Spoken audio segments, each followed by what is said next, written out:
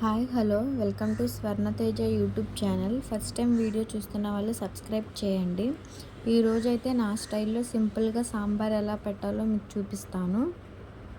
ఇలా నేను చెప్పిన విధంగా పెట్టి చూడండి, టేస్ట్ బాగుంటుంది, సింపుల్గా వండేస్తారు.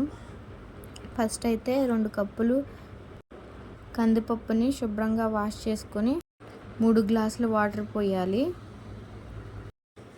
ఇందులోనే కొద్దిగా ఆయిల్ పోయండి, అప్పుడు పప్పు అనేది ఫాస్ట్గా ఉడుకుతుంది. కుక్కర్ మూత పెట్టేసుకుని స్టవ్ ఆన్ చేసి స్టవ్ మీద పెట్టుకోండి.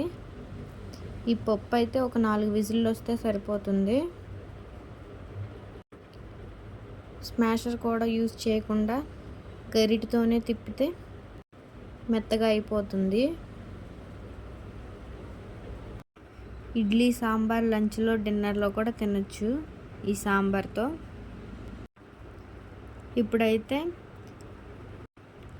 ఒక సొరకాయ, ఒక ములక్కాయ, 4-5 పచ్చిమిరకాయలు, టమాటాలు, బెండకాయలు, వెజిటేబుల్స్ ఏమైనా వేసుకోవచ్చు సాంబార్లో. ముందైతే స్టవ్ ఆన్ చేసుకొని ఒక గిన్నె పెట్టుకోండి. గిన్నె కొంచెం వేడయిన తర్వాత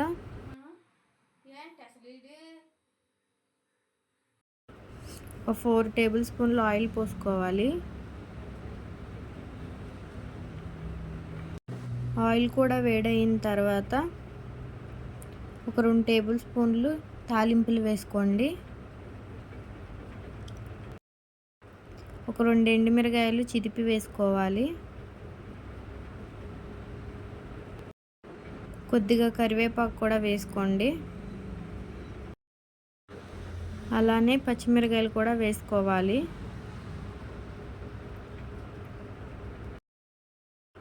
ఇందులోనే పెద్దగా కట్ చేసి పెట్టుకున్న ఉల్లిపాయలు వేసుకోండి. ఇవన్నీ కొద్దిసేపు ఫ్రై అవ్వనివ్వాలి. ఇందులోనే ములక్కాయలు కూడా వేసుకోండి. మంచిగా తిప్పుకోండి, మాడిపోకుండా. ఇవి ఫ్రై అయ్యేంతలోపు చింతపండు నానబెట్టుకుందాం. ఒక నిమ్మకాయ సైజ్ అంతా చింతపండుని నానబెట్టుకోవాలి. ఇందులోనే సొరకాయ ముక్కలు, టమాటా ముక్కలు వేసుకోవాలి. ఇవి కూడా మంచిగా మగ్గాలి.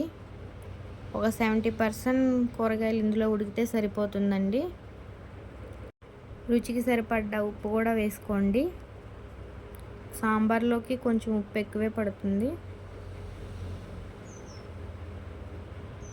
మంచిగా కలుపుకోండి. కొంతమంది పిల్లలు కూరగాయలు తినరు. అలాంటి పిల్లల కోసం ఇలా సాంబార్లో వేసి చేసేయవచ్చు, మంచిగా ఎంజాయ్ చేస్తారు. ఇక్కడ కొంచెం బెండకాయలు వేసుకోండి.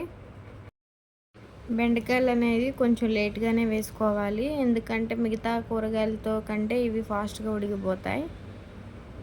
వీటిని మంచిగా కలిపేసుకోవాలి.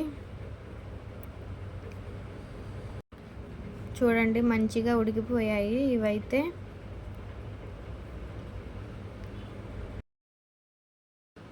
ఇందులోనే ఒక 3 టేబుల్ స్పూన్లు కారం వేసుకోవాలి.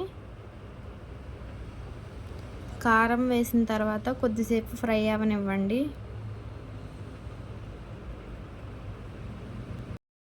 సాంబార్లోకి కారం కొంచెం ఎక్కువే వేసుకోవాలండి. ఇక్కడైతే ఉడికిన పప్పులో కొంచెం వాటర్ పోసుకోవాలి. ఈ వాటర్ని తీసుకెళ్ళి కూరగాయ ముక్కల్లో పోసేయాలి.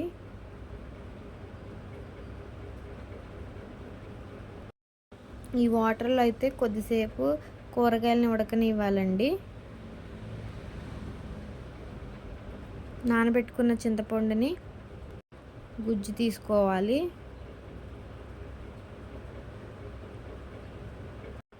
కూరగాయ ముక్కలు అయితే ఉడికిపోయాయి. ఈ చింతపండు నీళ్ళు అందులో పోసుకోవాలి. కొంచెం పులుపు ఎక్కువే వేసుకోండి,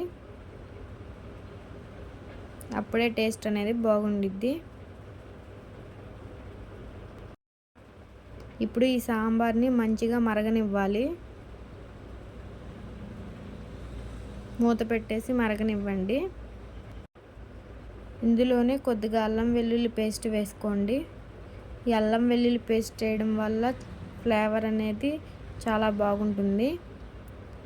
అలానే సాంబార్ పౌడర్ కూడా వేసుకోండి.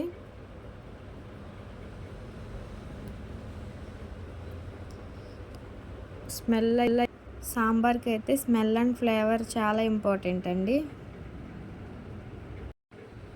ఇక్కడైతే సాంబార్ మంచిగా మరిగిపోయింది. అంతేనండి, simple and tasty sambar ready. మీరు కూడా మీ ఇంట్లో ట్రై చేసి ఎలా వచ్చిందో కామెంట్ చేయండి. ఏమేమి రెసిపీస్ కావాలో కామెంట్ చేయండి. వీడియో నచ్చినట్లయితే like, share and subscribe my YouTube channel.